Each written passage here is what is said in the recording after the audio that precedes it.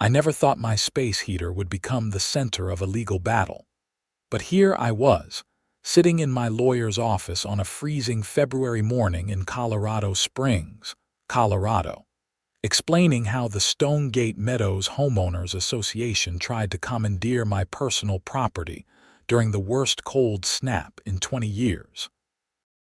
My name is Lucas Thompson, and I bought my townhouse in Stonegate Meadows 3 years ago, back when I was still blissfully ignorant about how insane HOAs could become. The complex was nice enough, built in 2019, with 40 units arranged in a horseshoe pattern around a central courtyard. The location was perfect for my work commute to the tech company downtown, and the price was right. What I didn't account for was Donna Pritchard, the HOA president who treated her volunteer position like she was running a small dictatorship. The trouble started on February 8th, when temperatures in Colorado Springs plummeted to -15 degrees Fahrenheit. A massive winter storm had swept through the Front Range, and the local news was calling it the most severe cold event since 1989. But the real problem wasn't just the cold outside. At exactly 3 in the morning on that Friday, I woke up to my townhouse feeling like a meat locker. I stumbled out of bed, my breath visible in the air, and checked the thermostat. It read 52 degrees and dropping. I flipped the heating switch off and on again. Nothing. No familiar hum of the furnace kicking in, no warm air beginning to flow through the vents. The furnace was dead. I grabbed my phone and checked the Stonegate Meadows resident group chat, which I normally muted because it was full of people complaining about parking spots and lawn care. My screen lit up with dozens of messages. Everyone in the complex was experiencing the same thing. The central heating system, which our HOA fees supposedly maintained, had completely failed. The next message that came through was from Donna herself, posted at 3:17 in the morning. Residents, we are aware of the heating situation. The emergency HVAC company has been contacted. In the meantime, please conserve energy and dress warmly. This is not an HOA responsibility as the equipment failure was unforeseeable. I stared at that last sentence, my anger rising despite the cold. Not an HOA responsibility. We paid $450 a month in HOA fees, and a significant portion of that supposedly went to maintaining the shared systems, including the central heating infrastructure that served all 40 units. But arguing in a group chat at 3 in the morning wasn't going to make me any warmer. I dug through my hall closet until I found my savior, a high-powered ceramic space heater I'd bought years ago when I lived in a drafty apartment in Denver. It was a serious piece of equipment, rated at 1,500 watts, with multiple heat settings and a built-in thermostat. I'd kept it when I moved, figuring it might come in handy someday. That someday was now. I set up the space heater in my bedroom, closed the door to contain the heat in one room, and piled on extra blankets. By the time the sun came up, my bedroom was a comfortable 68 degrees while the rest of my townhouse remained frigid. I could survive this way until the heating system was fixed. Friday dragged on with no updates from the HOA. The HVAC company, according to a brief message from Donna at noon, couldn't get parts until Monday at the earliest because of the storm. The roads were terrible, and most suppliers were closed. We were looking at staying cold for at least 3 more days. That afternoon, my doorbell rang. I opened it to find my neighbor from 2 units down, Patricia Chen, standing there wrapped in a parka and looking miserable. "Lucas, I heard you have a space heater running," she said, her voice shaking from the cold. "Is there any way I could borrow it, just for a few hours? My daughter is visiting and she has asthma. This cold is really affecting her breathing." I felt terrible, but I shook my head. "Patricia, I'm really sorry, but I need it myself. My entire place is freezing except for my bedroom. But look, if you want to buy one, I can tell you which model I have. They had them at the hardware store on Academy Boulevard last time I checked." She nodded, looking disappointed but understanding. "I tried there this morning. Sold out. Everywhere is sold out. Everyone in the city had the same idea." After she left, I felt guilty but stood by my decision. It was my property and I needed it. I couldn't be expected to freeze just because the HOA had failed to maintain the heating system properly. Saturday morning brought another problem. I woke up to someone pounding on my door with the kind of aggressive urgency that made my heart rate spike. I threw on a hoodie and went to answer it, finding Donna Pritchard herself standing on my doorstep, flanked by two other HOA board members I recognized, Margaret Walsh and Robert Jennings. Donna was exactly what you'd picture when someone says, "HOA president." She was 53 years old, with an aggressive bob haircut dyed an unnatural shade of auburn, and she had the pinched expression of someone who'd spent decades perfecting the art of disapproval. She was wearing a puffy winter coat that made her look like an irritated marshmallow. "Lucas Thompson," she said, not bothering with pleasantries. "We need to talk about your space heater." I blinked. "Good morning to you too, Donna. What about my space heater?" "Several residents have reported that you have a functioning heating device and have refused to share it with others in need," she said, pulling out her phone and reading from it like she was presenting evidence at a trial. "As HOA president, I'm here to inform you that during this emergency situation, all resources need to be shared equitably among residents." I actually laughed. I couldn't help it. "You want me to share my personal space heater? The one I bought with my own money and kept from before I even moved here." "This is a community crisis, Lucas," Margaret chimed in. She was older than Donna, probably pushing 70, with the kind of entitled attitude that came from too many years in a gated community. "We all need to make sacrifices." "I'm not making a sacrifice," I said, my patience already wearing thin. "You want me to give up the one thing keeping me from freezing because the HOA failed to maintain the heating system we all pay for every single month? That's not happening." Robert, who'd been silent until now, stepped forward. He was a thin man in his 40s with wire-rimmed glasses. "The HOA bylaws state that in emergency situations, the board has the authority to commandeer resources for the common good of all residents." "Commandeer," I repeated. "This isn't World War II, Robert. You can't just take people's personal property. That's called theft." Donna's face flushed red. "Don't you dare accuse the HOA board of theft. We're trying to help people, which is more than I can say for you. We have elderly residents, families with small children, people with medical conditions, and you're hoarding a heater in your unit while they suffer." "I'm not hoarding anything," I said, my voice hardening. "I'm using my own property in my own home." "If you're so concerned about residents suffering, maybe you should have maintained the heating system properly. Or better yet, use some of that $450 a month we all pay to put people up in hotels until this is fixed." "That's not financially feasible," Donna snapped. "But stealing my space heater is." The argument went in circles for another 10 minutes. They tried guilt-tripping me. They tried citing made-up emergency powers they claimed to have. And at one point, Margaret actually tried to push past me into my townhouse. I blocked the doorway and told them all to leave or I'd call the police. "This isn't over," Donna said as they finally retreated. "The board is meeting this afternoon and we will be taking action." I closed the door and locked it, my hands shaking with adrenaline. What the hell had I gotten myself into? The rest of Saturday was tense.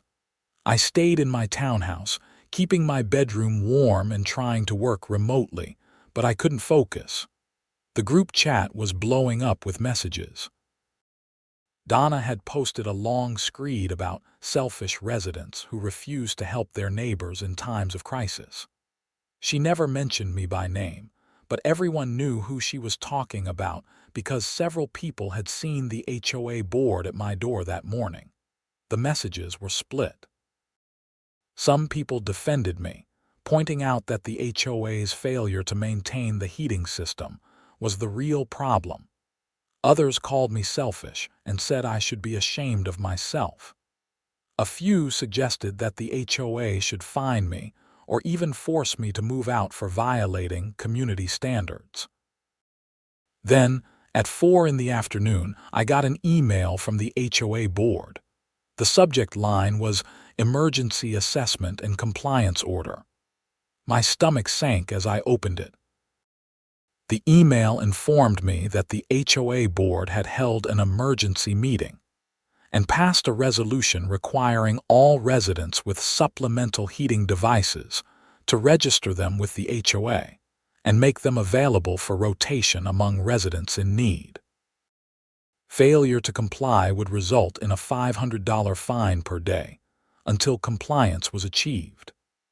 The email specifically mentioned that I had been identified as having a space heater and had 24 hours to report to the HOA office to arrange the sharing schedule. I read the email 3 times, my disbelief growing with each pass. They were actually trying to do this.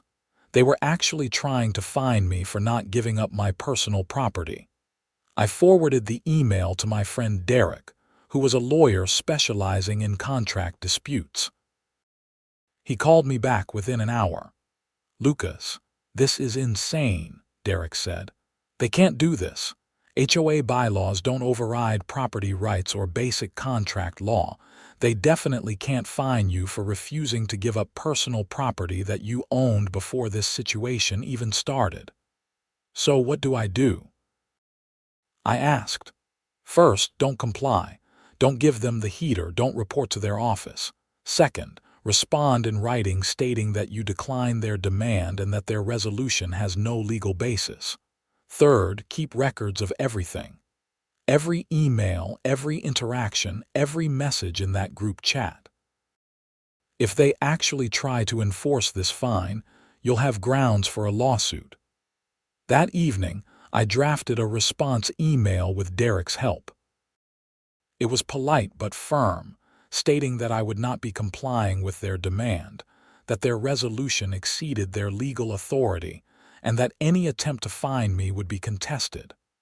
I sent it at 8 o'clock and waited.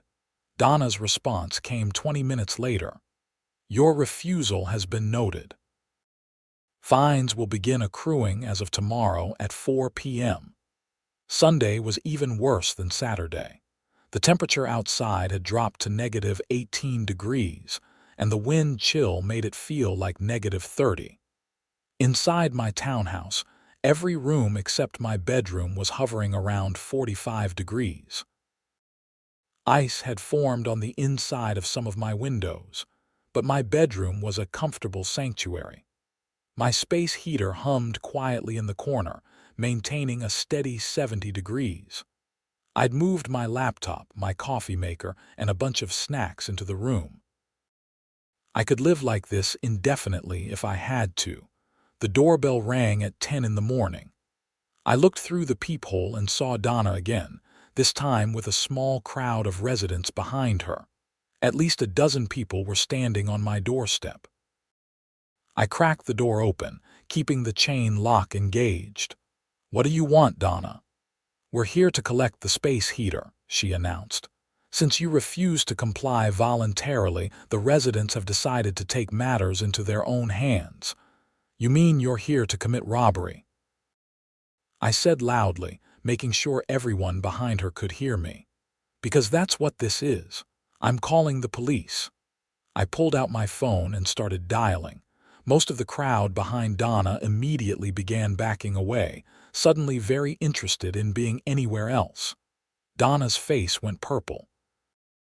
"You wouldn't dare," she hissed. "Try me," I said, holding the phone up so she could see the emergency call screen. She glared at me for a long moment, then turned and stalked away. The few remaining residents scattered. I locked the door and sat down on my couch, my heart pounding. This situation was spiraling out of control, and we were only 2 days into the heating system being down. Monday brought no relief from the cold, but it did bring the HVAC repair company.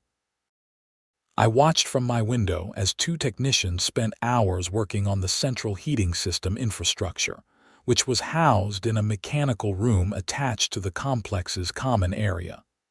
They were there from 8 in the morning until well after dark. At 9 that night, a message finally came through the group chat from Donna. The heating system has been assessed. The failure was caused by a faulty heat exchanger that cracked due to age and stress. Replacement parts have been ordered but will not arrive until Friday. Installation will take an additional 2 days. Residents should expect heating to be restored by Sunday, February 18th. 10 days total without heat. I read the message and felt a mix of relief that there was a timeline and frustration that it was so far away. But I was fine. I had my space heater. The response in the group chat was immediate and furious. People demanded to know why the heat exchanger hadn't been maintained or replaced before it failed. Others asked why the HOA couldn't pay for emergency shipping of the parts. Donna's responses became increasingly defensive, blaming the HVAC company, the weather, and unforeseen circumstances. Then someone named Jennifer posted, "Meanwhile, Lucas Thompson is sitting comfortably in his unit with a space heater, refusing to help anyone else. The HOA should take action." The message got a flurry of supportive reactions. My phone started buzzing with angry private messages from residents I barely knew, calling me selfish, heartless, and worse. I muted the group chat and ignored the private messages. I wasn't going to be bullied into giving up my property. Tuesday morning, I found a formal letter taped to my door. It was from the HOA board, informing me that I had now accrued 1 day of fines totaling $500, which would be added to my HOA account. If I did not pay within 30 days, a lien would be placed on my property. I took a photo of the letter and sent it to Derek. His response was immediate. "Do not pay this. We're going to sue them." That afternoon, I received a certified letter at my door requiring signature. It was a notice of violation and hearing from the HOA. I was being charged with violating the Community Standards Clause of the HOA bylaws by refusing to participate in emergency resource sharing and creating a hostile environment for fellow residents. I was ordered to attend a disciplinary hearing on Thursday evening at the HOA office. I called Derek immediately. "They're really going all in on this," he said after I read him the notice. "Okay, here's what we're going to do. I'm going to file an emergency motion in county court to prevent them from levying these fines or taking any action against you. In the meantime, you should attend this hearing, but don't go alone. I'll come with you. And Lucas, document everything. Record the hearing if you can." "Is this really worth all this trouble?" I asked. "It's a space heater." "It's not about the space heater," Derek said. "It's about property rights and an HOA that's overstepping its authority. If they get away with this, what's next? They demand you share your car, your food. This needs to be stopped." Wednesday was relatively quiet, but the tension in the complex was palpable. When I went out to my car to grab some groceries I'd ordered for pickup, I could feel people watching me from their windows. A few residents I passed in the parking lot actually turned around and walked the other way to avoid me. Patricia Chen, my neighbor who'd asked to borrow the heater on that first day, stopped me as I was carrying bags back to my unit. "Lucas, I just want you to know I don't think what the HOA is doing is right," she said quietly, glancing around like she was afraid of being overheard. "You have every right to keep your own property. My daughter and I ended up going to stay with my sister in Denver until this is fixed. But a lot of people here are angry, and Donna is making it worse by acting like you're the villain." "Thanks, Patricia," I said. "I appreciate that. And I'm sorry I couldn't help," but she held up a hand. "You don't need to apologize. This isn't your fault. It's the HOA's fault for letting the heating system fail in the first place. I just wanted you to know someone's on your side." That small interaction meant more to me than I'd expected. I'd started to feel like I was completely alone in this fight. Thursday arrived, and with it, the disciplinary hearing. Derek met me at my townhouse at 6:30, half an hour before the hearing was scheduled to start. He was carrying a briefcase and wearing a suit, looking every bit the professional attorney. "Ready for this circus?" he asked with a slight grin. "As ready as I'll ever be," I said. The HOA office was located in a small building near the entrance to the complex. It was normally used for package deliveries and had a small meeting room in the back. When Derek and I walked in at 7, we found the meeting room packed with at least 20 residents, all of whom turned to stare at us as we entered. The hostility in the air was thick enough to cut. Donna sat at a table at the front of the room with Margaret and Robert flanking her. She had a stack of papers in front of her and a gavel, which seemed absurdly pretentious for an HOA meeting. "Mr. Thompson," she said coldly as we took seats, "I see you've brought legal representation." "How dramatic. Given that you're attempting to fine me $500 a day and threatening to put a lien on my property, I'd say it's appropriate," I replied. Derek placed a business card on the table in front of Donna. "Derek Martinez, attorney at law. I'm here to ensure Mr. Thompson's rights are protected and to observe these proceedings." Donna's eye twitched, but she picked up the gavel and banged it on the table. "This hearing is now in session. Lucas Thompson, you stand accused of violating Stonegate Meadows HOA Bylaws Article 7, Section 3, which states that all residents must maintain community standards and cooperate with HOA directives during emergency situations. How do you plead? This isn't a criminal court, miss." "Pritchard," Derek said smoothly, "and my client doesn't plead to anything. We're here to contest the validity of your accusations and your authority to make these demands."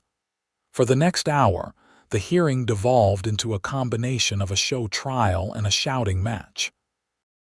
Donna presented her case, which consisted mostly of reading angry messages from residents about how selfish I was being.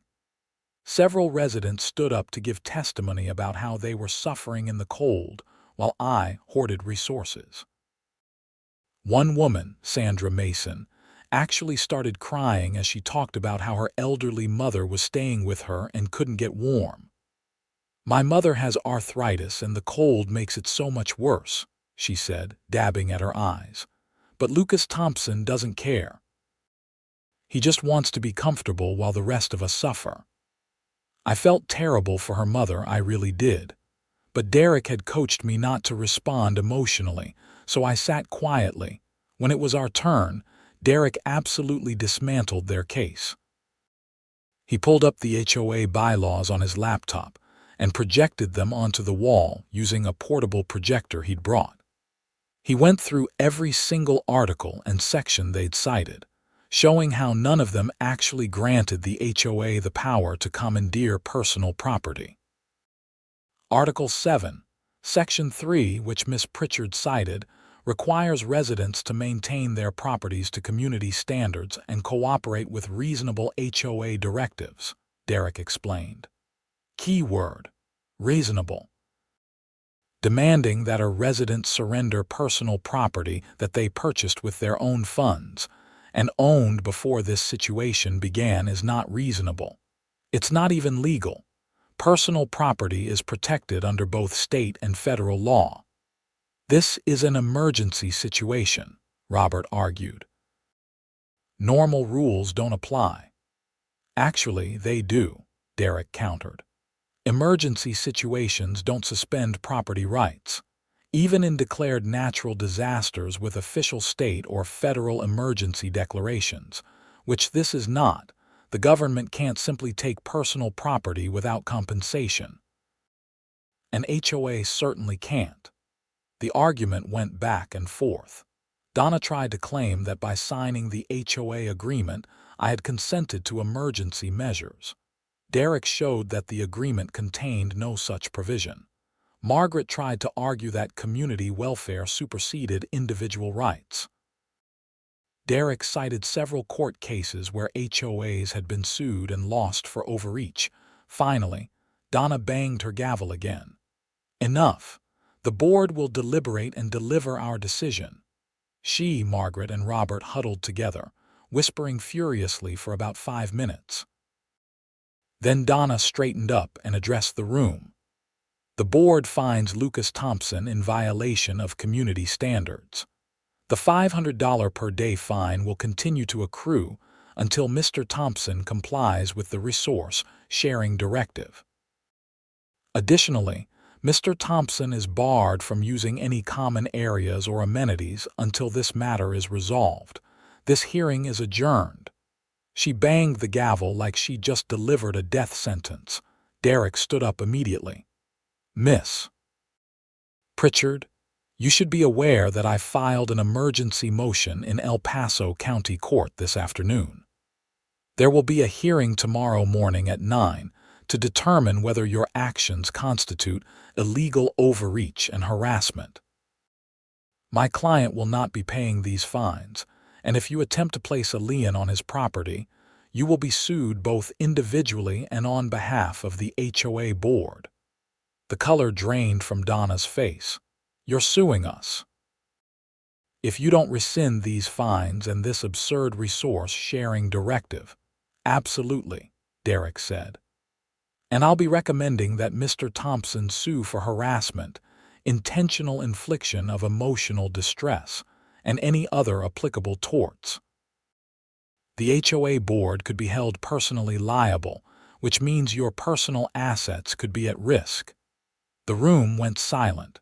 Several board members and residents suddenly looked very uncomfortable. Derek picked up his briefcase. See you in court tomorrow, Miss Pritchard.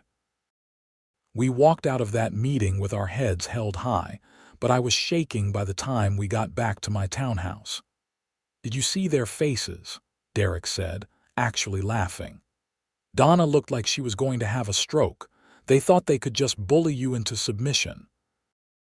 They had no idea you'd actually fight back. What happens now? I asked.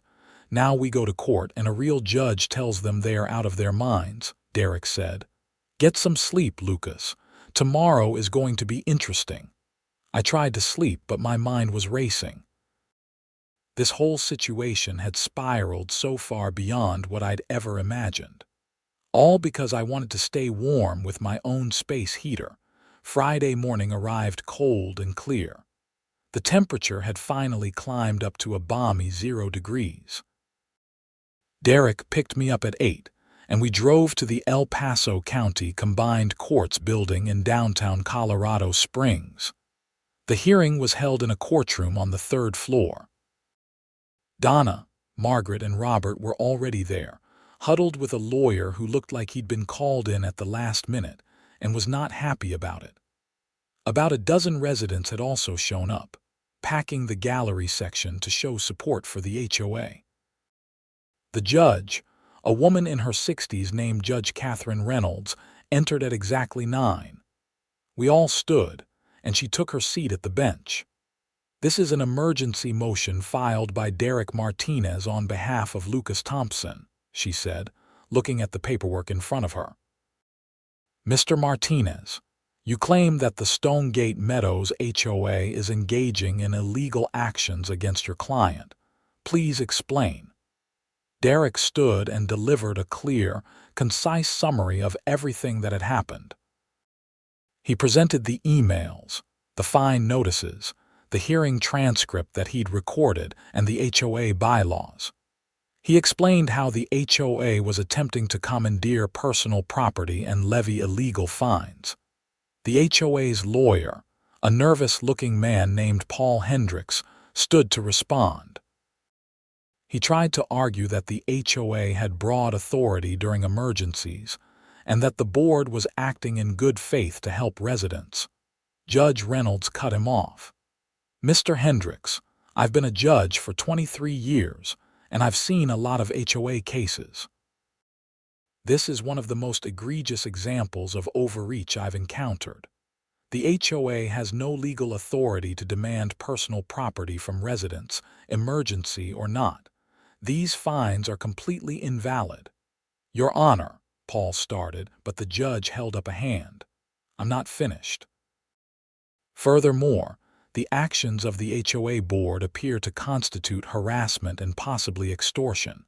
Threatening to fine someone $500 a day for refusing to surrender personal property is not legal enforcement of bylaws. It's coercion." She turned to Donna, who had gone pale. "Miss Pritchard, I'm ordering the HOA to immediately rescind all fines levied against Mr. Thompson. You will also cease any and all demands regarding his space heater or any other personal property.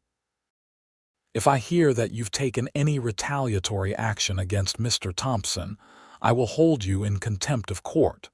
Do you understand?" Donna nodded mutely. "Good. Mr. Martinez, your motion is granted. The HOA is enjoined from taking any action against your client related to this matter. You may pursue additional civil remedies if you choose."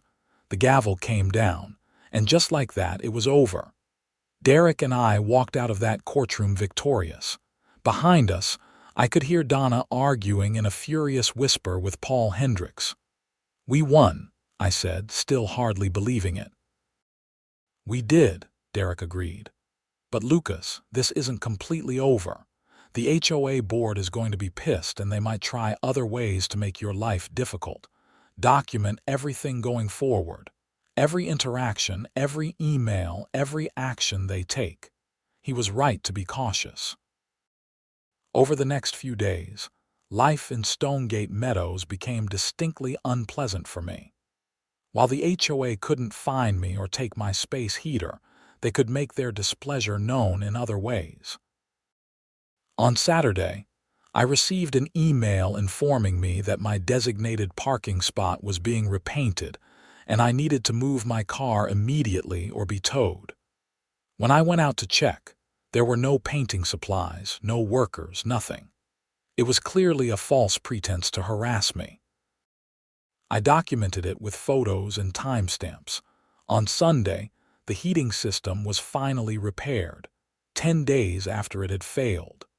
The temperature in my townhouse slowly climbed back to normal, and I was able to turn off my space heater. But the damage to my reputation in the community was done. Half the residents still thought I was a selfish monster. The following week, I received another notice from the HOA, this time claiming that my front door wreath violated the decorating standards and needed to be removed within 24 hours or I'd face fines. The wreath had been there for 6 months without anyone saying a word. I took it down and documented the harassment. Then they claimed my trash bins were visible from the street, which violated standards. They weren't any more visible than anyone else's, but I rearranged them anyway and documented it. After 3 weeks of this petty harassment, Derek advised me to file a formal lawsuit. They're engaging in retaliatory actions, which the judge specifically warned them against, he said. "We have grounds for a civil suit for harassment and breach of the HOA's fiduciary duties to you as a resident." On March 5th, we filed a lawsuit against the Stonegate Meadows HOA and Donna Pritchard personally. The suit sought damages for harassment, emotional distress, and attorney's fees. We also named Margaret and Robert as defendants for their roles in the initial attempt to take my space heater and levy illegal fines. The lawsuit sent shockwaves through the community. Suddenly, residents who had been avoiding me started reaching out, some to apologize, others to share their own stories of HOA overreach. It turned out that Donna had been running the HOA like a personal fiefdom for years, and many residents were tired of it, but had been too intimidated to speak up. One of those residents was Thomas Garrett, who lived in the unit next to mine. He knocked on my door one evening in mid-March and asked if we could talk. "I owe you an apology," Thomas said once we sat down. He was in his early 30s, a schoolteacher with a calm demeanor. "I was one of the people who sent you angry messages during the heating crisis. I thought you were being selfish. But after seeing how the HOA has treated you since then, and after talking to other residents, I realize what's really going on. Donna has been abusing her power for a long time, and you're the first person who stood up to her." "I appreciate that," I said, "but I wasn't trying to be a hero. I just wanted to keep my space heater."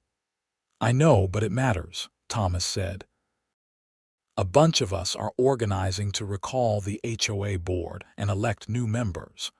Would you be willing to share your documentation and experiences at the next general meeting?" I agreed. The recall effort gained momentum quickly. It turned out that the heating system failure wasn't just bad luck. When residents started digging into the HOA's maintenance records, they discovered that Donna had been deferring critical maintenance for years to keep the HOA fees from increasing. She'd wanted to run for re-election on a platform of fiscal responsibility, and her plan had been to claim that she'd kept fees stable during her tenure. The heat exchanger that failed should have been replaced 2 years earlier, according to the HVAC company's recommendations. Donna had ignored those recommendations. She'd also ignored recommendations to service the roof, repave the parking lot, and repair the playground equipment, all to pad the HOA's reserve fund and make herself look good. The general meeting was held on April 2nd. The community room was packed with angry residents, many of whom had printed out copies of the maintenance records that Thomas and his group had obtained through a formal records request. Donna tried to maintain control of the meeting, but she was shouted down within minutes. Resident after resident stood up to air grievances about everything from the heating failure to petty enforcement of minor rules to aggressive fine schedules for trivial violations. When I stood up to speak, the room fell silent. "I'm Lucas Thompson," I said, my voice steady despite my nervousness. 3 months ago, the HOA board tried to force me to give up my personal space heater during the heating crisis. When I refused, they fined me $500 a day and held a disciplinary hearing that was nothing more than a show trial. A county judge ruled that their actions were illegal and possibly constituted harassment and extortion. I held up a stack of papers. Since then, the HOA board has engaged in ongoing retaliatory actions against me. False violation notices, harassment about minor issues that are ignored for other residents, and a general campaign to make my life difficult. All because I stood up for my legal rights. I looked directly at Donna. "This isn't leadership. This is petty tyranny, and it needs to end." The room erupted in applause. Donna's face was red, and she was gripping the gavel so hard her knuckles were white. The vote was called. By a margin of 32-5, the residents voted to recall Donna, Margaret, and Robert from the HOA board. Elections for new board members would be held within 30 days. Donna stood up, threw the gavel on the table, and stormed out of the meeting without a word. Margaret followed her, looking shell-shocked. Robert actually stayed and apologized to the room, admitting that he'd gone along with Donna's plans because he hadn't wanted to cause conflict. Thomas was elected as the new HOA president in early May. One of his first actions was to settle my lawsuit. The HOA agreed to pay $30,000 in damages and attorney's fees, and Donna, Margaret, and Robert were held personally liable for an additional $10,000 each for their roles in the harassment. Donna ended up moving out of Stonegate Meadows in June. I heard through the rumor mill that she'd bought a condo in a different complex, though I doubted they'd want her on their HOA board once they learned about her history. The new HOA board immediately hired an independent management company to assess all of the complex's systems and infrastructure. The assessment revealed deferred maintenance issues totaling over $200,000. The board implemented a special assessment to cover the most critical repairs and developed a 5-year maintenance plan to address the rest. My life gradually returned to normal. The harassment stopped. Residents who had shunned me started saying hello again, and I even became friends with Thomas and several others who'd been part of the recall effort. My space heater, the catalyst for all of this chaos, sat in my closet, unused, but I kept it as a reminder. A reminder that standing up for what's right, even when it's unpopular, matters. A reminder that property rights exist for a reason. And a reminder that sometimes the most powerful act of resistance is simply saying no when people try to take what's yours. On a warm day in late July, Patricia Chen invited me over for dinner to thank me for what I'd inadvertently started. Her daughter was visiting again, healthy and happy. "You know," Patricia said as we sat on her patio eating grilled burgers, "when this all started, I felt so guilty asking to borrow your heater. But looking back, I'm glad you said no." "Really?" I asked, surprised. She nodded. "If you'd just given in, Donna would still be running this place like a dictator. The heating system would still be poorly maintained. Nothing would have changed. Sometimes someone has to draw a line in the sand, even if it seems small at the time. Your line happened to be a space heater." I thought about that for a long time after dinner. She was right. The space heater was never really the point. It was about whether an HOA could bully residents into surrendering their rights, their property, and their autonomy through intimidation and illegal tactics. The answer, thanks to a county judge and a lot of determined residents, was no. By August, the repairs to the complex were well underway. The new HOA board was transparent about finances, held regular meetings where residents could voice concerns, and actually maintained the property instead of deferring everything until it broke. Thomas stopped by my place one evening with a 6-pack of craft beer from a local brewery. "I wanted to thank you properly," he said as we sat in my living room. "What you did took guts. A lot of people would have just handed over the heater to avoid the conflict." "I didn't really think I was being brave," I admitted. "I was just angry that they thought they could take my stuff." "Sometimes that's what bravery is," Thomas said. "Being willing to stand up when you're angry about an injustice, even when it would be easier to just go along. The whole community is better off because you did." We clinked our beer bottles together, and I felt a sense of closure I hadn't realized I'd been missing. The past 6 months had been stressful, exhausting, and at times frightening, but they'd also been necessary. In September, I received the final settlement check from the lawsuit. $30,000 minus Derek's fees left me with a decent amount of money. I used some of it to upgrade my townhouse, buying better insulation and a backup heating system. I donated a chunk to a local charity that helped low-income families with heating assistance during winter. And I put the rest into savings, a cushion for whatever other absurdities life might throw at me. The weather started turning cold again in October. When the first frost hit and I turned on my central heating, it worked perfectly. The new HVAC system that the HOA had installed was top of the line, regularly maintained, and came with a comprehensive warranty. I pulled my space heater out of the closet and looked at it, this little appliance that had become the symbol of a much larger fight. It sat there innocently, just a metal box with heating coils and a fan, completely unaware of the chaos it had caused. I plugged it in one evening, not because I needed it, but just to make sure it still worked. The familiar hum filled my bedroom and warm air began flowing out. I smiled and turned it off. It was good to know it was there if I ever needed it again, but I hoped I wouldn't. The 1-year anniversary of the heating crisis came and went in February of the following year. The complex held a community potluck dinner, something the old HOA board never would have organized.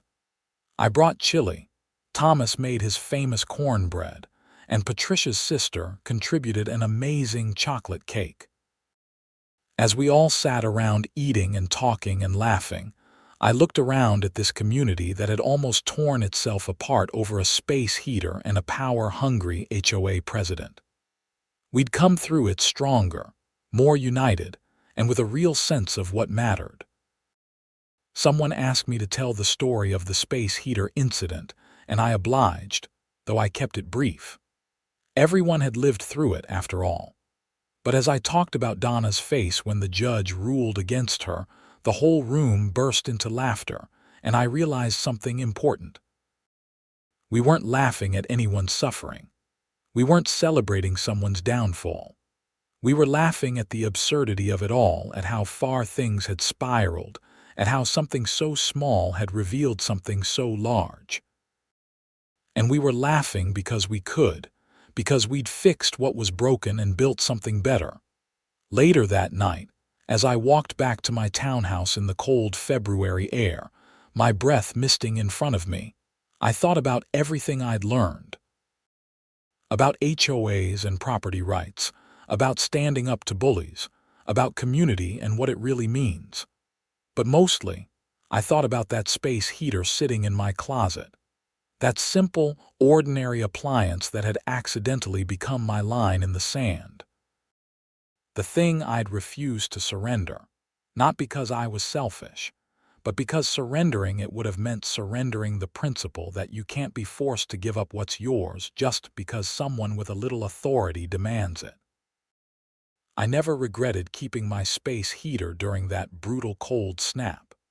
Not when Donna was yelling at my door, not when residents were sending me angry messages, not even when I was sitting in a courtroom wondering if I'd have to pay thousands in illegal fines.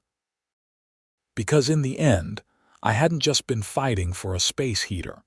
I'd been fighting for the right to say no, for the right to maintain boundaries, for the right to hold onto what was mine when others decided they wanted to take it, and I'd won. The lights in my townhouse were warm and welcoming as I unlocked the door and stepped inside. The heating system kicked on automatically, responding to the thermostat I'd set earlier. Everything worked exactly as it should, maintained by an HOA board that actually understood what their job was. I made myself a cup of coffee and sat down on my couch, feeling content in a way I hadn't felt in a long time. My townhouse was warm, my community was healthy, and my space heater was safely stored away, ready if I ever needed it again.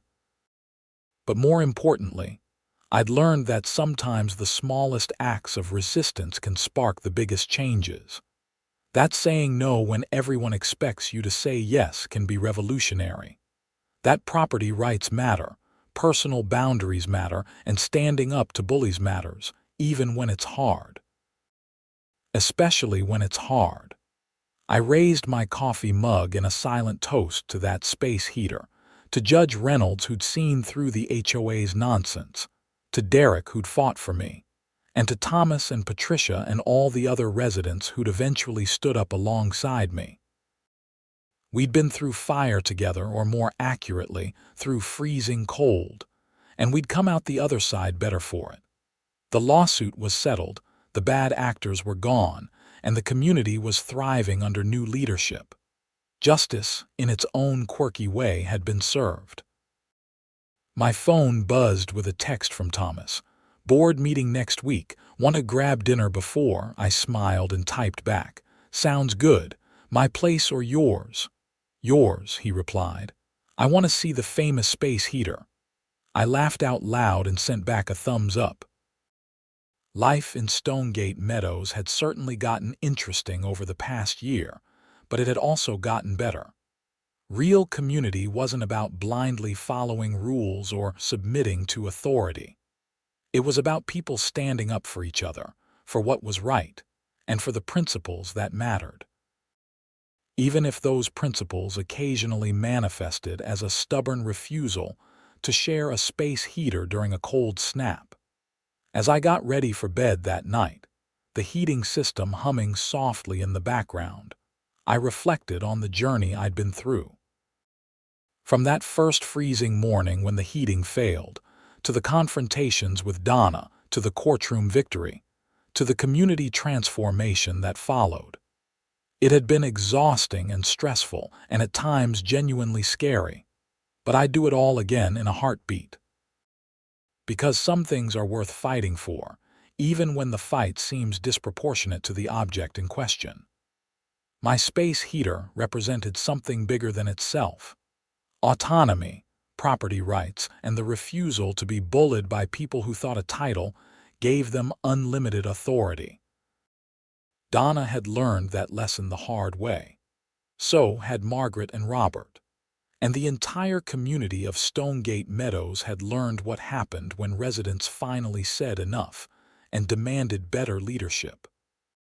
I climbed into bed, my bedroom at a comfortable temperature thanks to a working heating system and the knowledge that if it ever failed again, I had backup. My space heater was ready, waiting in the closet like a faithful soldier on standby. I'd never look at that appliance the same way again. It wasn't just a heater anymore. It was a symbol of the day I drew a line and refused to back down. Outside, the temperature dropped towards 0 again, another cold February night in Colorado Springs. But inside my townhouse, inside my community, things were warm. And that warmth came not just from functioning heating systems, but from the knowledge that we'd fought for something that mattered and won. I closed my eyes and drifted off to sleep, comfortable and at peace. The space heater stayed in the closet, but its legacy lived on in a transformed HOA, a stronger community, and one stubborn resident who'd refused to freeze just because someone told him he had to share. Sometimes the smallest battles lead to the biggest victories. And sometimes, keeping what's yours isn't selfish at all. Sometimes, it's exactly what needs to happen to spark the change that everyone needed but no one else was brave enough to start. That space heater had kept me warm through the coldest nights. But the satisfaction of standing up to an unjust HOA, that warmth lasted much, much longer.